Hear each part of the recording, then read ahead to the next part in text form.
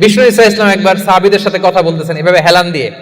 বিশ্বনবী হেলান দিয়ে বলেন, সবচেয়ে বড় কবিরা গুনাহ কোনটা তোমরা জানো নাকি? সাহাবারা বললেন, আপনি সবচাইতে ভালো জানেন ইয়া রাসূলুল্লাহ, আপনি বলেন। বিশ্বনবী বললেন, সবচাইতে বড় কবিরা গুনাহ আল্লাহর সাথে শিরক করা। 2 নাম্বার হচ্ছে মাতা পিতার অবাধ্য হওয়া। 3 নাম্বারটা যখন বলবেন, ওয়া কানা মুত্তাকিয়ান, তিনি হেলান দেওয়া ছিলেন, ফাজালাসা, সিরিয়াস হয়ে বসলেন।